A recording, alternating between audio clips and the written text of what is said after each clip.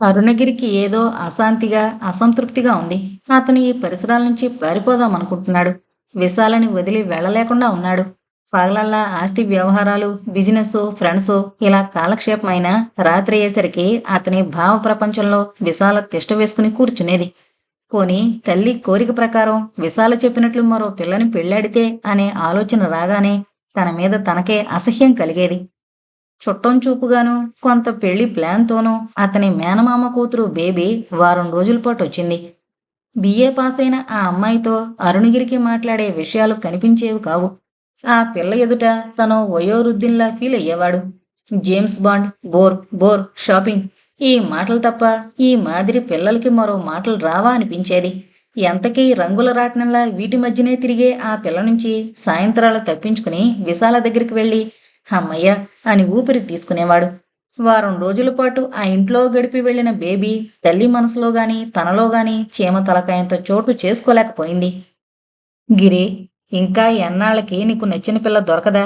పోనీ నీకెవరి మీదన్నా దృష్టుంటే చెప్పు అని అడిగింది సావిత్రమ్మ. తమ్ముడి కూతుర్ని రైలెక్కించిన మరనాడు. బేబీ వంటి పిల్లను పెళ్లి చేసుకుంటే నువ్వు నేను అంతా బోర్ బోర్ అన్నాడు అరుణగిరి నవ్వుతూ.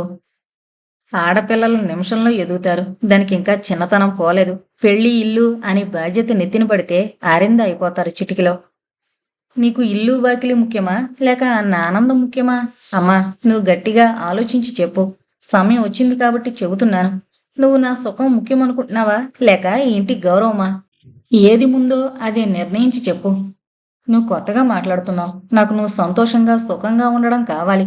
నీకు నేను ఏనాడో చెప్పాను. మన కులం కాకపోయినా బీదపిల్లైనా నాకేం అభ్యంతరం లేదు. ఎటొచ్చి నీకు నచ్చి నువ్వు ఇష్టపడితే అది ముఖ్యం. నువ్వు ఈ విషయం ఈనాడు కొత్తగా అడుగుతున్నావేంటి? మన పేరు ప్రతిష్ట అని నువ్వు బాధపడతావేమో. బాధపడను అని చెప్పాను గాని నీ సుఖ సంతోషాల తర్వాతనే మిగతావి. అయితే నా నిర్ణయం నీకు చెబుతాను. అమ్మా, నా మనసులో ఒకే ఒక్క అమ్మాయి ఉంది. చేసుకుంటే ఆ పిల్లనే చేసుకుంటా, లేదా నేను పెళ్ళే చేసుకోను అన్నాడు తాపీగా. ఎవరు? విశాల అని అడిగింది సావిత్రమ్మగారు. నీకు తెలుసా అని అడిగాడు అరుణగిరి అతి జాలిగా. ఊహించాను అని లోపలికి వెళ్ళిపోయింది సావిత్రమ్మ. సావిత్రమ్మ గారు మరోసారి విషమ పరిస్థితుల్లో చిక్కుకుంది. తమ ప్రతిష్ట, మర్యాద, అంతస్తు ఇవన్నీ ఏమైపోతాయి? తన తమ్ముళ్ళు గుమ్మం తొక్కుతారా? ఇప్పుడిప్పుడే రాజీకొస్తున్న జయమ్మ కూతుళ్ళు ఏ నిర్ణయంతో తిరిగి విరోధులైపోరా? భగవంతుడా, ఈ విశాల తమ ఇంటిని పట్టి పీడించడానికే పుట్టిందా? 2 ఏళ్ల క్రితం రామారావు అంటే తను గాలివార్తాన్ని కొట్టి పారేసింది. ఆ వార్తే ఈనాడు భయంకర సత్యంగా తన కళ్ళ ముందు నిలిచింది. తల్లి కొడుకుల మధ్య ఈ సమస్య అడ్డుగోడలు లేవనెత్తింది. అరుణగిరి వస్తున్నాడు, భోంచేస్తున్నాడు, వెళుతున్నాడు. కాని అతని ప్రవర్తనలో పూర్వపు ఆప్యాయత, చనువు లేవు. ముక్తసరిగా ఉంటున్నాడు తల్లి వద్ద. ఇక విశాల వద్ద అతను ఈ పెళ్లి మాటలు ఎత్తడం మానేశాడు. రోజు విడిచి రోజు హాస్టల్కి వెళుతున్నాడు, వస్తున్నాడు. అతని జీవితంలో అతి ముఖ్యులైన ఈ ఇద్దరు స్త్రీలు, అతనిని ప్రాణం కన్నా మిన్నగా ప్రేమిస్తున్న ఈ ఆడవారిద్దరూ ప్రతి క్షణం అతని నిర్ణయం ఏంటి, ఏ రోజు ఏ వార్త చెబుతాడు అని భయపడుతున్నారు. లోలోన తుఫాను ముందు బేవచ్చంలా ఉన్న అతని గంభీరతని ఇటు తల్లి అటు విశాల అర్థం చేసుకోలేక బాధపడుతున్నారు. అమ్మా, నాకు కొన్నాళ్ళు దేశం తిరగాలనుంది. ఢిల్లీలోని ఫ్రెండ్ రమ్మని రాస్తున్నాడు, వెళ్ళొస్తాను అన్నాడు అరుణగిరి. ఇప్పుడెందుకు? పై ఏడాది నేను కాశీ వెళదామనుకుంటున్నా, అప్పుడు వెళుదువు గాని అంది సావిత్రమ్మగారు. అప్పుడు నీతో మళ్ళీ వస్తాను. నాకు 4 చోట్లు తిరిగి రావాలనుంది. నువ్వు కాదనుకో. నాకు కాస్త మార్పు కావాలి అన్నాడు అరుణగిరి. ఆమె మరి మాట్లాడలేకపోయింది. అరుణగిరి ఇల్లు వదిలి వెళ్ళిపోతాడా? తను పెళ్లి కొప్పుకోలేదని కోపగించుకుని పోతున్నాడా అని ఆమె భయం. నాయనా, నా మీద కోపం చేసుకుని వెళుతున్నావా? నిజం చెప్పు. అదేం మాటమ్మా, అసలేం జరిగిందని? నువ్వేం కాదన్నావని, నేనేం కావాలన్నానని. నాకీ పరిసరాల నుంచి మార్పు కావాలి. కొన్నాళ్లు తిరిగొస్తే మనసుకి శాంతిగా ఉంటుంది అన్నాడు అరుణగిరి. అతనికి తల్లి మీద, విశాల మీద కోపం కాదు, తన మీద తనకే అసంతృప్తి. విశాల, ఢిల్లీ వెళుతున్నాను. నీకేం కావాలి చెప్పు అన్నాడు ఆ మరునాడు విశాలని కలుసుకున్నప్పుడు. ఢిల్లీయా? దేనికి? కాస్త కంగారు పడుతూనే ప్రశ్నించింది. దేనికో ఓ దానికి. ప్రతీదీ నీకు చెప్పి చేయవలసిన పరిస్థితి నీ అంతట నువ్వే వదులుకుంటున్నావుగా. ఊరికి అడిగాను. అంత అర్జెంటుగా ప్రయాణం పెట్టుకుంటే అమ్మగారు ఒప్పుకున్నారా? అమ్మ ఆజ్ఞ లేదే నేనేం చేయకూడదా? అమ్మ ఒప్పుకుంది అన్నాడు అతను నవ్వుతూ. అంతలోనే కినుక, ఇంతలోనే ఆదరం. ఇతంతో ఎలా మాట్లాడాలి అని ఆశ్చర్యపోయింది విశాల. ఎన్నాళ్ళుంటారు? ఓ 15 రోజులు పట్టొచ్చు. నేను కనబడకపోతేనన్నా నీ నిర్ణయం మారుతుందేమోనని. చచ్చ, అవేం మాటలు? నిజం చెబుతున్నాను. ఈ 15 రోజులు నీకు దూరంగా ఉండి నేనొక నిర్ణయానికి రాబోతున్నాను. ఇలా నిన్ను అమ్మని బాధ పెట్టడం నాకే బాగాలేదు. తప్పకుండా నిర్ణయించుకోండి. అమ్మగారికి నచ్చిన పిల్లని మీరు చేసుకోవాలని మనసారా కోరుకుంటున్నాను. ఆరోగ్యం జాగ్రత్త. రోజూ ఉత్తరం రాయండి. మీకెలా చెప్పాలో తెలీదు. మీరు ఎదురుగా ఉంటే ధైర్యం. మీరు కనుమరుగైన క్షణంలో నాకు ధైర్యం ఉండదు. ఆరోగ్యం జాగ్రత్త. అమ్మగారు స్టేషన్కి వస్తారు కాబట్టి నేనెక్కడి నుంచే పంపిస్తాను అంది విశాల. ఈ 15 రోజులకే ఇంత బెంబేలు పడుతున్న దానివి నన్ను జీవితాంతం మరో స్త్రీకి ఒప్పగిస్తానని బీరాలు పలుకుతున్నావే. నిజంగా అలాంటి సమయం వస్తే నువ్వు భరించగలవా అని. అది వేరు, ఇది వేరు. అప్పుడు మీ బాధ్యత వహించే ఆవిడొస్తుంది. నాకంటే మీ గురించి ఆరాటపడే ఆవిడొస్తుంది. అయితే మట్టుకు నీ మనసులోని కల్లోల వాహిని స్థిమితపడుతుందా? జీవితం సినిమాలు, నవలలు కాదు. మనకి లభించిన అవకాశం ఏ కొద్దిమందికో గాని లభ్యం అవదు. అది నువ్వు చేజేతిలో వదులుకుంటున్నావు. అది కాదు. నువ్వెన్ని చెప్పు. నేను నీలా పిరికివాణ్ణి కాను. అంచేతనే ఈ ప్రయాణం పెట్టుకున్నాను. ఇదిగో మా ఫ్రెండ్ అడ్రస్. రోజూ ఉత్తరం రాయి అంటూ లేచాడు అరుణగిరి. అతను ఊరికి వెళ్ళాక విశాలకి బ్రతుకంతా శూన్యంగా కనిపించింది. ఎందుకు అతను తనలో ఇంత సంచలనం కలిగిస్తున్నాడు? ఎందుకు తననిలా కట్టేశాడు? తన మనసు కుదుటపరుచుకోవాలని విశాల ఒక ఆదివారం కాంతం ఇంటికి, మరో ఆదివారం అమృతం ఇంటికి వెళ్ళింది. అక్క, బావ రాజీ పడినట్టున్నారు. వాళ్ళిద్దరూ పిల్లలు, వాళ్ళ సమస్యలు ఒక విధంగా బాగానే ఉన్నారు. తమ పెద్ద కూతురికి రాజునిచ్చి చేద్దామనుకుంటున్నారు. 10 ఏళ్లు రాని దానికి అప్పుడే పెళ్లి మాటలేంటే అంది విశాల ఆశ్చర్యంగా. ఎప్పటినుంచి అనుకుంటే మరో 10 ఏళ్లకవుతుంది. ఏవైనా రాజు మన తోడబుట్టినవాడు. అమృతానికి స్వతంత్రం లేదు కదా. నువ్వేమో ఎటూ కాకుండా అయితివి. ఇక నేనే కదా మిగిలిందాన్ని. మీ బావ కూడా మోజుపడుతున్నారే అంది కాంతం. ఆదుకునేందుకు ఆధారం లేకపోతే ఎలానో అలా తనకి తానుగా నిల్చోగలుగుతాడు మనిషి. అదే జీవన న్యాయం. తల్లి ఉన్నన్నాళ్ళు ముక్కులు మూలుగులతో ఏడ్చిన కాంతం ఆధారపడేవాళ్లు లేకపోవడంతో కొంచెం తెరిపిన పడి కోలుకుంది. విశాలకి అక్క సమస్యలు, రాజు చదువు, బావ మాటలు వింటున్నంతసేపు తను వీరిలో ఒక మనిషిని కాదు, తను పరాయిదాన్ని అనిపించింది. హాస్టల్ జీవితంతో ఆమె తన కుటుంబం వారికి క్రమంగా దూరం అయిపోయింది. వారిలో ఒకరిగా ఇమడలేకపోతోంది. అమృతం 3 ఏళ్ల బాబునెత్తుకుని ముద్దులాడిందే గాని అక్కడ ఆ అమ్మాయికి ఆప్యాయత కనిపించలేదు. వీరందరూ పరిచేస్తుల వలెనో అరుణగిరి ఆప్తుడుగాను అనిపించిందామెకు. తను ఏమైపోతుంది? ఇటు తనవారికి దూరమైంది, అటు అరుణగిరిని వదులుకుంటానికి సిద్ధంగా ఉంది. దీని పర్యవసానమేమిటి? ఏకాకిగా పొట్టపోసుకుంటూ వెళ్ళబుచ్చడమేనా? ఎవరి జీవితాలు వారికున్నాయి. తను కావాలని పోకలాడుతున్న ఆ ఒక్క మనిషికి తను తోడు కాలేకుండా ఉంది. ఏమైనా జీవితాంతం హాస్టల్స్లో ఒంటరి బ్రతుకు బ్రతకడానికి తను సిద్ధమవుతుంది గాని తనని మనిషిని చేసిన ఆ కుటుంబానికి హాని చేయలేదు. ఎంత ఆలోచించినా తన ప్రేమ కంటే అరుణగిరిని త్యాగం చేయడమే విశాలకి సమర్థనీయంగా తోచింది. అరుణగిరి ఊరికెళ్ళి 3 రోజులైంది. ఆ 3 రోజుల్లో సావిత్రమ్మ గారు తన 3 దశల జీవితాన్ని 300 సార్లు తరిచి చూసుకుంది. పనివాళ్లు తప్ప మరో మనిషి లేని ఆ ఇల్లు ఆవిడ్ని భయపెడుతోంది. అరుణగిరి ఆ పిల్లని కాకపోతే జీవితాంతం పెళ్లి చేసుకోనని అండం ఆమె మస్తిష్కంలో గిరగిరా తిరుగుతోంది. నిశ్శబ్దంగా సమాధి వలె ఉన్న ఈ పెద్ద లోగిల్లో తను, తన కళ్ల ముందు తన అరుణగిరి ఇలా క్రమంగా వృద్ధులై నశించాల్సిందేనా? వేరు మార్గం లేదా? పోనీ విశాలని బ్రతిమాలుకుంటే తన కొడుకుని వదిలేస్తుందేమో. జీవిత సమస్య ఎదురయ్యేసరికి సావిత్రమ్మగారు అందరి ఆడవాళ్లలాగానే ఆలోచించింది. తను పడ్డ కష్టాలు, భరించిన మాటలు అన్నీ ఆ క్షణంలో మరిచిపోయింది. 30 ఏళ్ల క్రితం జయమ్మ ఆమెని ఏ దృష్టితో చూసిందో విశాలని ఈమె అదే దృష్టితో చూస్తోంది. విశాల తన కొడుకుని పట్టి పీడిస్తోంది అనుకుందే గాని ఆ అమ్మాయి తన కొడుకుని నిరాకరిస్తోందని ఊహించలేకపోయింది. పుత్ర ప్రేమ, వంశ ప్రతిష్ట ఆవిడ దృష్టిని కొంత మసకబరిచాయి. సావిత్రమ్మ ఆలోచన స్రవంతి ఇలా ప్రయాణిస్తున్నప్పుడు ప్లేడర్ గారు అరుణగిరి కోసం ఫోన్ చేయడం తటస్థించింది. అబ్బాయి ఊళ్ళో లేడు అంది సావిత్రమ్మ. ఏ ఊరు వెళ్ళాడు? మీ ఒంట్లో ఆరోగ్యంగా ఉందా అని ఆయన క్షేమ సమాచారాలు విచారిస్తున్నప్పుడు సావిత్రమ్మకు ఈయన విశాల విడాకుల కోసం పనిచేసినట్లు జ్ఞాపకం వచ్చింది. మీరు కొంచెం తీరిగ్గా ఓసారి రండి అని కోరింది సావిత్రమ్మ ఫోన్లో. మరనాడొస్తానని ప్లేటర్ గారు ఫోన్ పెట్టేశారు. వీరి ఇంటి ప్లేటర్ అయిన ఉమాపతి గారి రోజుల నుంచి వ్యవహారాలు చూడడంతో ఆయన ఒక విధంగా కుటుంబ స్నేహితుడయ్యాడు. మరనాడు ఆ మాట ఈ మాట అయ్యాక, అబ్బాయి మీకేదో డైవర్స్ కేసు అప్పగించాడనుకుంటా, ఏమైంది అని అడిగింది సావిత్రమ్మ. ఎవరు? ఆ విశాలాక్షి కేసు కదూ.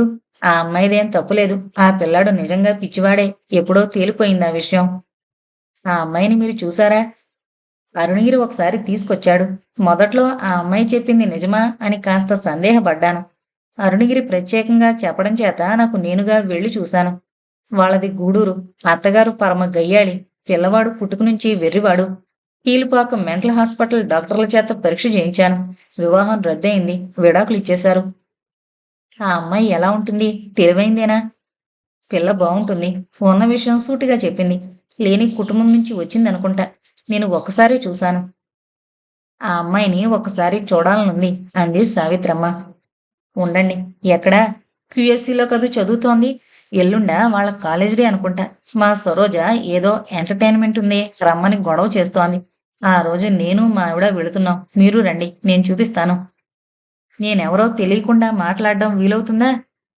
మీ ఎదుట పడేటట్లు చేస్తాను. మిగతావి మీరు సమయాన్ని బట్టి చూడొచ్చు అన్నాడు ప్లేడర్ గారు. జయమ్మ మనమరాళ్ళు ఎన్నిసార్లు పిలిచినా వెళ్ళని సావిత్రమ్మ కొడుకు మనసుని ఆకట్టుకున్న ఆ పిల్లని చూడాలనే తలంపుతో కాలేజీకి బయలుదేరింది. విశాలమైన ఆ ఆవరణలో చెట్ల మధ్యనున్న ఆ కాలేజీ, ఆ చెట్ల మధ్య తిరుగుతోన్న చిలకల్లాంటి పిల్లల్ని చూసి ప్రపంచం ఎంత మారింది, ఈ తరం పిల్లలు ఎంత అదృష్టవంతులో, తనకి సవతిపోరు ఈ పిల్లల కంటే ఇంకా చిన్న వయసులోనే ఆరంభమైంది అనుకుంది. అంతమంది చదువుకున్న పిల్లల్ని చూస్తే ఆవిడికి ఆనందం కలిగింది. ఆ పిల్లల్లో విశాల ఎవరై ఉంటుంది అనుకుంటూ ఆత్రంగా వెతికాయి ఆమె కళ్ళు. ఇంటర్వెల్లో ప్లేటర్ గారి కూతురు థర్డ్ బిఏలో ఉన్న సరోజ, అడి మా ఫ్రెండ్ విశాలాక్షి, మా మమ్మీ మా ఆంటీ అంటూ పరిచయం చేసింది. పచ్చగా పల్చగా ఉన్న ఒక పిల్లని. ఆ పిల్ల కళ్ళల్లో తెలివి, నమ్రత పొందిగా చూసిన సావిత్రమ్మకి ఎంచతగ్గ లోపం కనిపించలేదు. నిరాభరణగా మామూలు సిల్కు చీర కట్టుకున్న ఆ పిల్ల తోటి పిల్లల వలె చెంగు చెంగున గెంతకపోవడం, గంభీరంగా నిదానంగా ముక్తసరిగా అడిగిన వాటికి బదులు చెప్పడం గమనించింది సావిత్రమ్మ. అంతేగాని ఒక్క మాట మాట్లాడలేకపోయింది. లీడర్ గారు చదువు వాటి గురించి అడుగుతున్నారు. ఆ పిల్లని ఏదో అడగాలని, తన కొడుకుని వదిలేయమని బ్రతిమాల్దామని ఎన్నో అనుకుంది సావిత్రమ్మ. కాని విశాలను చూడగానే తన వైవాహిక జీవితంలోని తొలి దినాలు జ్ఞాపకం వచ్చాయి. ఆనాటి పెళ్లిలో తన తండ్రి ధనాసతో, తన భర్త మగపిల్లవాడి మోజులో తన పాత్ర ఎంతవరకు? తను వట్టి నిమిత్త మాత్రురాలు. అయినా అందరూ తనని అపార్థం చేసుకుని ఆడిపోసుకున్నారు. ఈ అమ్మాయి అంతేనేమో.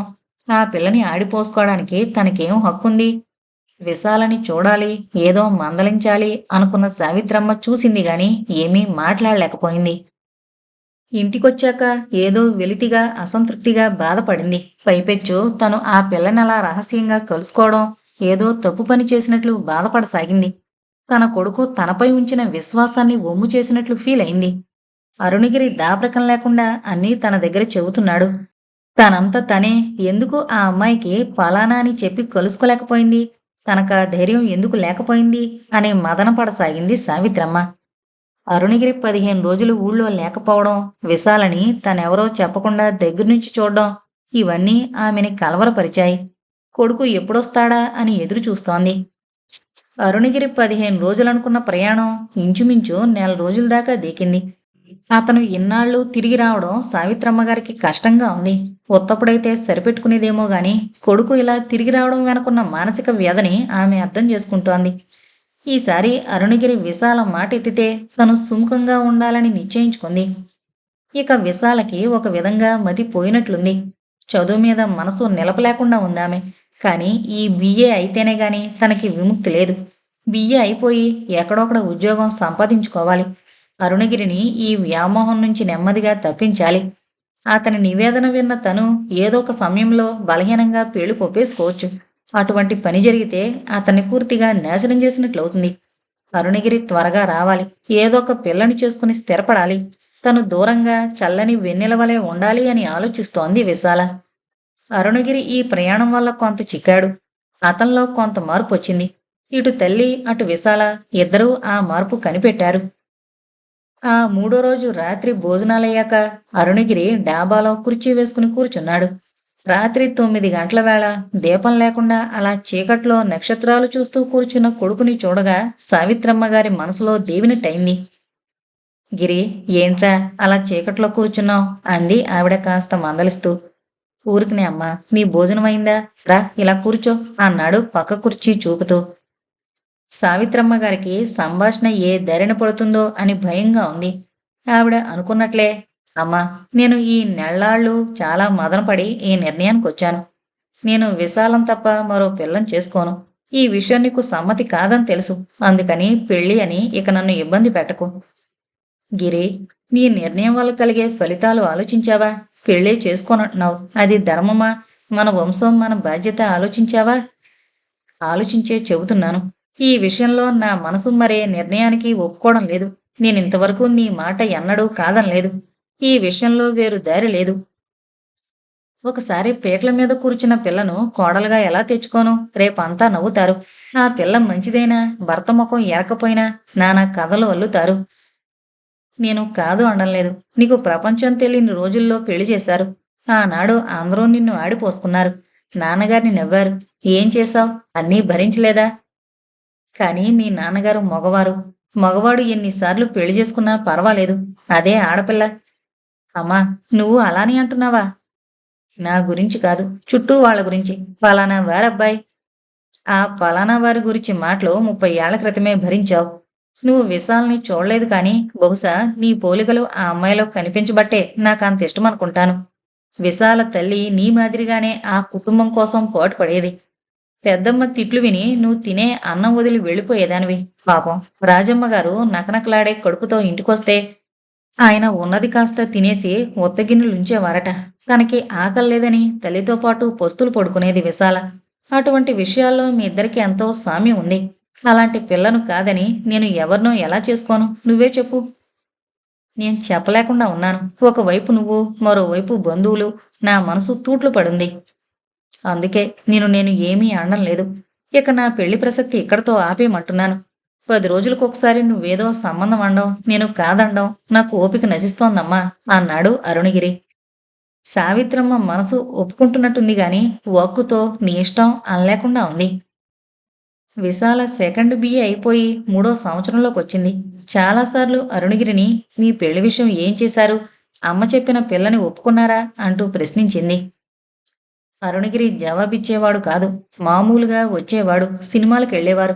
ఆ అమ్మాయికి కావలసిన సామాన్లు కొనేవాడు. వెనకటి వలె తన ప్రేమని పదే పదే వెళ్లబోసుకునేవాడు కాదు. విశాలతో పెళ్లి చేసుకుందాం అనేవాడు కాదు. ఈ కొత్త అరుణగిరిని చూస్తే విశాలకు ఒక్కోసారి భయంగా ఉండేది. మరోసారి అతను కొద్ది కొద్దిగా తను అనుకున్న విధంగా మారుతున్నాడు అని తృప్తిగా ఉండేది. అరుణగిరి కార్యక్రమంలో ఏ మార్పు లేదు. పగలు తన పనులు, సాయంత్రాలు విశాల, రాత్రులు త్వరగా భోంచేసి చదువుకుంటూ పడుకోవడం. అతనింత క్రమబద్ధంగా, నియమవంతంగా బ్రతకడం చూస్తే సావిత్రమ్మకి గుబులుగా ఉండేది. పూర్వంలా క్లబ్బులు, ఫ్రెండ్స్ అని ఎందుకు తిరగడు? తన కొడుకు క్రమంగా నిస్సంగుడవుతాడా? ఇలా ఉదాసీనంగా ఎలా బ్రతకడం? ఆవిడకు ఉక్కిరిబిక్కిరిగా ఉండేది. తన మనసులోని బాధ ఎవరితో చెప్పుకోవాలో కూడా అర్థమయ్యేది కాదు. ఒక్కోసారి కొడుకు తనని ఎదిరించి ఆ విశాల్ని ఇంటికి తెచ్చుకున్నా బాగుండు అనిపించేది. కాని అరుణగిరి అలా చేయడానికి సిద్ధంగా లేడు. ఆ రోజు అరుణగిరి తలనొప్పిగా ఉందని సాయంత్రం బయటికెళ్లకుండా పడుకున్నాడు. అప్పటికి 4 నెలల క్రితం అరుణగిరి పెళ్లి ప్రస్తావన వద్దని ఆంక్ష పెట్టాడు. ఆ రోజు నుంచి తల్లి కొడుకులు పైపైకి మాట్లాడుకున్నా అంతర్గతంగా ఇద్దరూ బాధపడుతున్నారు. గిరి, పడుకున్నావా అంటూ గదిలోకొచ్చింది సావిత్రమ్మ. తలనొప్పిగా ఉంది, అందుకని పడుకున్నా అన్నాడు. అతనికి తల్లి అక్కడ ఉండాలని లేదు. వెళ్ళిపోతే బాగుండు అనుకున్నాడు. ఈ మధ్య విశాలను గురించి రోజుకో రకంగా కలలు కంటం అలవాటు చేసుకున్నాడు అరుణగిరి. ఒకరోజు తనతో డ్రాయింగ్ రూంలో వాదులాడుతున్నట్టు, మరో రోజు తమకి పుట్టబోయే బాబు పేరు గురించి వాదులాడుతున్నట్టు, మరో రోజు తల్లితో తోటలో తిరుగుతున్నట్లు అతను విశాలని తన ఇంటి పరిసరాల్లో ఊహించుకుని కలలు సృష్టించుకోవడం నేర్చుకున్నాడు. ఇవి తన మానసిక బలహీనతకి నిదర్శనమని తెలుసు. కానీ వాస్తవానికంటే అవే అతనికి ఎక్కువ సంతోషాన్ని ఇస్తున్నాయి. తలనొప్పిలో కూడా అటువంటి తీయని కలలో మునిగి తేలుతున్న అరుణగిరికి తల్లి రాక చిరాగ్గా అనిపించింది. ఆ వచ్చినావిడ వెళ్ళిపోక నిల్చుండిపోయింది. అరుణగిరి కళ్ళు తెరవకుండా అలానే పడుకున్నాడు. సావిత్రమ్మ గారు మంచం మీద కూర్చుని, గిరి, నీకు నచ్చిన విధంగా చేయి, విశాలని పెళ్లి చేసుకో, నేను మనస్ఫూర్తిగా అంగీకరిస్తున్నాను అంది, ఒక్కొక్క మాటే ఒత్తి పలుకుతూ. ఈ మాటలు తడబడకుండా అనడానికి ఆవిడ చాలా ప్రయత్నించింది. ఆ మాటల వెనక ఆవిడ పడిన ఘర్షణ అరుణగిరి గ్రహించకపోలేదు. అతను అమ్మా అన్నాడు అంతే. ఆ పిలుపులోని ప్రేమ, మార్దవం భాష కందంది, భావాలకి ఎమడంది. నువ్వు ఒప్పుకున్నావు గాని విశాల ఒప్పుకోదమ్మా అన్నాడు అరుణగిరి నీరసంగా. ఏం, నీకేం తక్కువ అందామె. తక్కువని కాదు, తనని చేసుకున్నందువల్ల మన గౌరవం పోతుందట. ఒకసారి వివాహమైన పిల్లని పెళ్లాడ్డం నా ప్రతిష్టకి మచ్చట అన్నాడు చాలా నెమ్మదిగా. ఆ పిల్ల స్థైర్యం ముందు తను ఒప్పుకోవడం ఎంత సామాన్య విషయమో అప్పటికి అర్థమైంది సావిత్రమ్మకి. ఏంటంటున్నావు?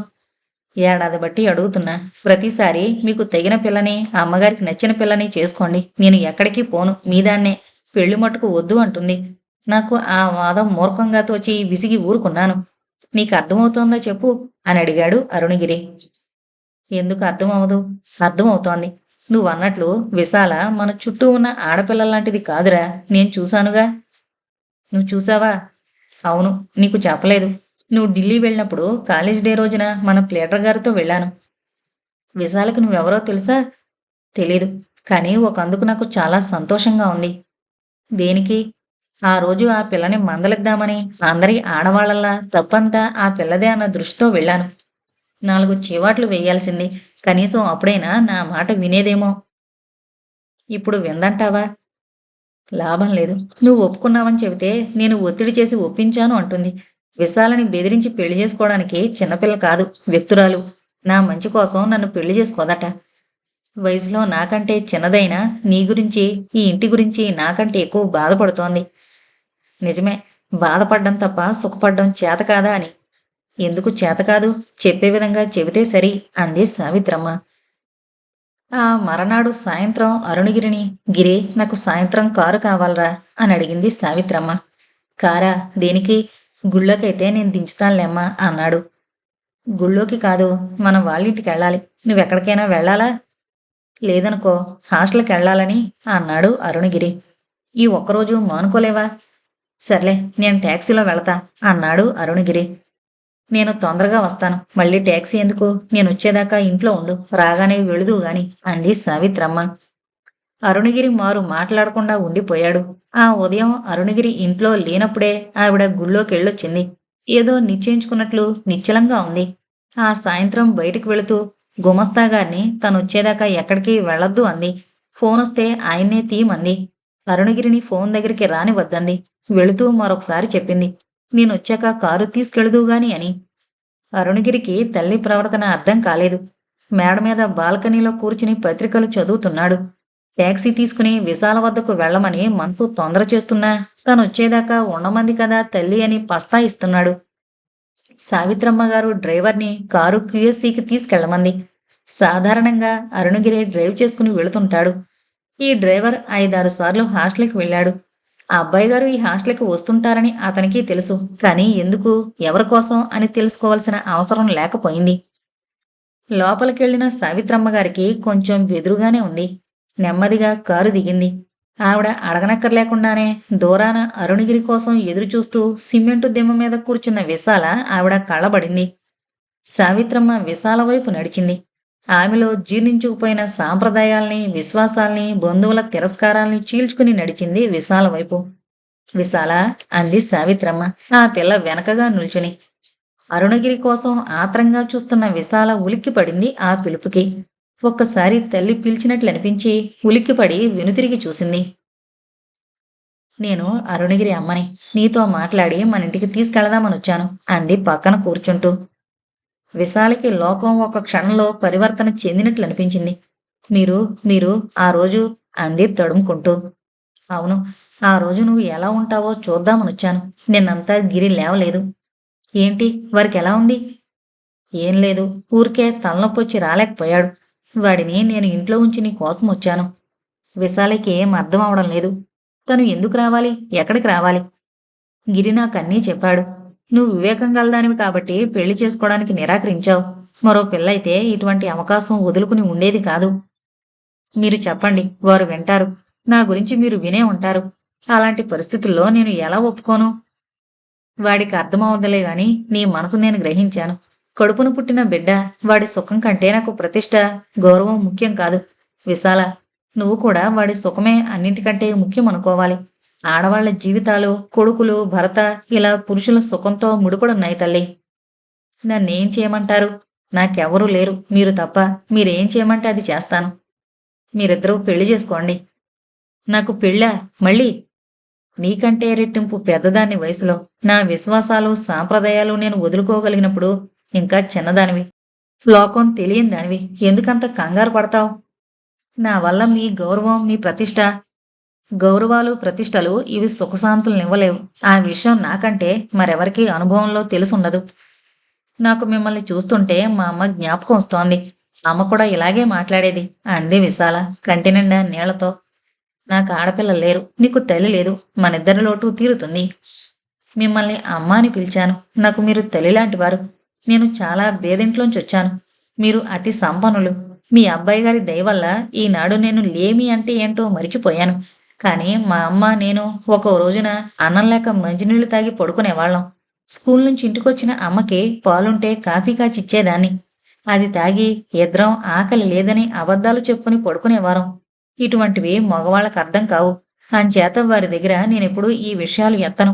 మీరు చెప్పండి, అటువంటి లేనింట్లోంచి వచ్చిన నేను మీలో ఇమడగలనా? మీ సంపదల్లో కలిసిపోగలనా? నాకేదో భయంగా ఉంది. భయం దేనికి? నేను కూడా ఒకప్పుడు నీలాగే భయపడ్డాను. నేను అత్తవారింటికి వచ్చేసరికి నీకంటే చిన్నదాన్ని. నీ వయసు వచ్చేసరికి నాకు అరుణగిరి కలగడం, భర్త వియోగం, ఆస్తి చిక్కులు, ఇలా ఎత్తలేని బరువులు నాపై పడ్డాయి. అవన్నీ ఎలా మోయగలిగానని అడక్కు. కాలం మనకి అన్ని విధాలు నేర్పుతుంది. నా గురించి కాదు, నా ప్రవర్తనతో, నడవడికతో మీ ఇద్దరిని చిన్నబుచ్చుతానని భయం. వారు చెబుతుంటారు. అంత విశాలమైన ఇంట్లో ప్రశాంత వాతావరణంలో అడుగుపెట్టే అర్హత నాకున్నదా అని భయం. మీ చుట్టూ చదువుకున్న పిల్లలు, అందమైన వాళ్ళు, తెలివైన అమ్మాయిలు, వారందరి మధ్య నేను తీసుకట్టుగా ఉంటానని భయం. విశాలగా తీసుకట్టయితే నాకు లెక్కలేదు. కానీ మీ ఇంటి మా గిరి చెప్పినట్టు నువ్వు చుట్టూ ఉన్న పిల్లల్లో ఏ ఒక్కరికి తీసిపోవు. పోతే కష్టాలు లేమి అంటావా? అవి హృదయాన్ని పొదును పొరుస్తాయి. నేను 10 మంది గల సామాన్య కుటుంబం నుంచి వచ్చాను. కానీ ఈ సంపన్నులింట్లో అతి సహజంగా ఇమిడిపోయాను. పరిస్థితులకి అనుగుణంగా మారడం ఆడవారికి జన్మతహా వచ్చిన గుణమమ్మా.